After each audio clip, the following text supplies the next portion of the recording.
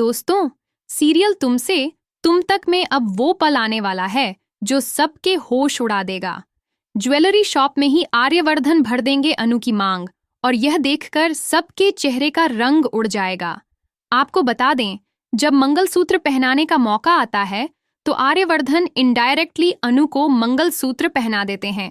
और अब बड़ा ट्विस्ट तब आएगा जब जैसे ही सब लोग दुकान से बाहर निकलने लगेंगे, कुछ औरतें आरती की थाल लेकर आ जाएंगी। वो कहेंगी, हमारी दुकान से जो भी पहली बार निकलता है हम उसकी आरती करते हैं। आर्यवर्धन जी, आप इतने बड़े आदमी हैं, पहली बार आए हैं तो आपकी भी आरती करेंगे। इसी दौरान आरती की थाल से सिंदूर गिरकर आर्यवर्धन के हाथ पर लग जाता है, और जब वो घूमते हैं तो वही सिंदूर अनु की मांग में भर जाता है। अब ये देखकर हर कोई दंग रह जाएगा। पहले मंगलसूत्र, फिर मांग भरना, मतलब ये दोनों अब एक दूसरे के पति पत्नी हो गए। पुष्पा और उनके पति यानी अनु के पापा चौंक जाएंगे। पुष्पा कहेंगी, ये क्या हो रहा है? मेरी बेटी की शादी इतनी उम्र वाले इंसान से? मैं सोच भी नहीं सकती।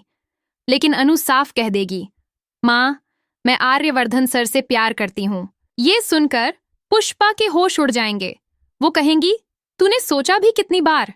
आर्यवर्धन जी तुमसे इतने बड़े हैं, इतने बड़े इंसान हैं, तुमसे शादी क्यों करेंगे? तभी आर्यवर्धन जवाब देंगे, मैं बड़ा इंसान कुछ नहीं हूँ।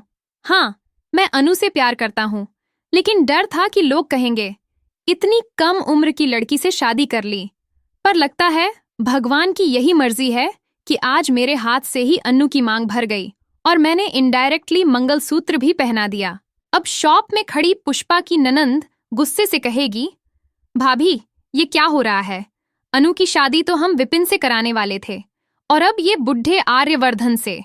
लेकिन अनु बीच में आकर कह देगी, मेरी शादी किसी और से नहीं होगी। आर्यवर्धन सर ने मुझसे इनडायरेक्टली शादी की है। अब मैं इनकी पत्नी हूं और इनके साथ ही इनके घर जाऊंगी।